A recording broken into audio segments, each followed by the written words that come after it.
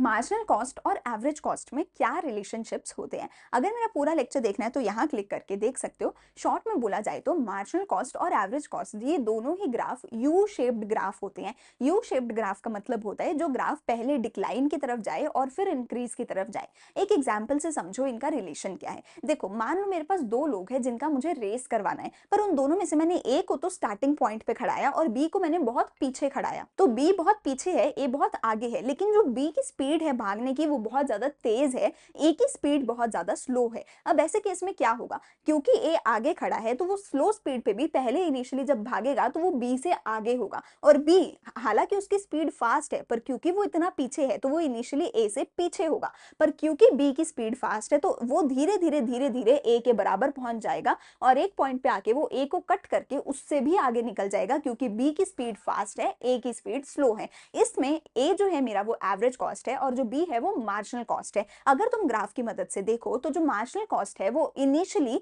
Average cost से नीचे है, एवरेज कॉस्ट ऊपर है, लेकिन उसके बाद तुम देखो जो मार्जिनल कॉस्ट है वो स्पीड उसकी ज्यादा होती है। तो मार्जिनल कॉस्ट पहले गिरती है फिर इंक्रीज होती है। तो इनिशियली तो मार्जिनल कॉस्ट का जो ग्राफ है वो एवरेज कॉस्ट के ग्राफ से नीचे है, पर क्योंकि मार्जिनल कॉस्ट की स्पीड ज्यादा होती है तो तुम देखो एक पॉइंट पे आके मार्जिनल कॉस्ट एवरेज कॉस्ट को कट कर जाती है। उसके बाद मार्जिनल कॉस्ट का ग्राफ एवरेज कॉस्ट से ऊपर चला जाता है। इसको हम तीन स्टेजेस में डिवाइड कर देते हैं। पहला स्टेज है जब मार्जिनल कॉस्ट नीचे है एवरेज कॉस्ट से, इस पूरी स्टेज के अंदर एवरेज कॉस्ट डिक्लाइन हो रही होती है। दूसरी स्टेज जब मार्जिनल कॉस्ट बराबर हो जाती है एवरेज कॉस्ट के, इस स्टेज पे एवरेज कॉस्ट अपने मिनिमम पे होती है। और तीसरी स्टेज है जब मार्जिनल कॉस्ट आगे निकल जाती है एवरेज कॉस्ट से, इस स्टेज में एवरेज कॉस्ट इंक्रीज होने लग जाती है। तो ये तीन स्टेजेस में हम पढ़ते हैं तीन relation between AC and MC. अगर वीडियो अच्छी लगे तो यहाँ क्लिक करके डिटेल लेक्चर भी देख सकते हो। अगर अच्छा लगे तो लाइक शेयर एंड सब्सक्राइब जरूर करना।